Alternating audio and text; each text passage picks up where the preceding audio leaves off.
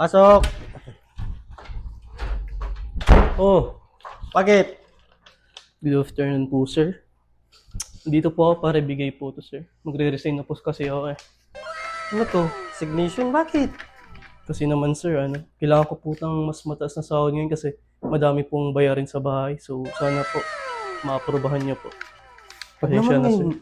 Jane, kasi ang dami nating ginagawa o kailangan natin ng tao ngayon. Ba't ngayon ka magre-resign? Pagka makonsider mo muna, wag na muna. Yun na nga lang, sir. Kaso nga lang, kailangan ko din kasing masolusyonan yung mga bayarin. Actually, sir, may nahanap na po ang trabaho, tas mas malaki pa yung sahod. So, sana po i-aprobahan niyo po, sir. Jane, wag naman muna.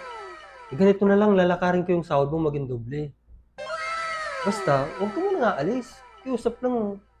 Basta wag mo nang sasabihin sa iba. Totoo ba yun, sir? Oo. Talaga, sir? Oo. Sige, sir. Thank you po. Pasensya na po. Oo, Kahit usap kailangan natin yan ko ha. kasi. Pero huwag Sir, mo sasabihin sa iba. Opo, sir. Thank you, sir. Sige. Sige po. Sige, sige. Alis na ako, sir.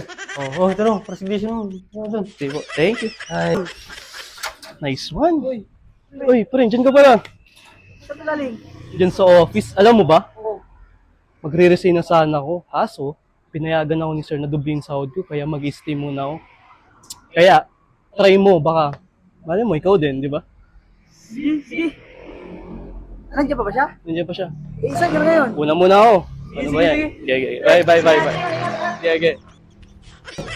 Yes. Sana taasan din ang sahod ko. Mag-resign din ako.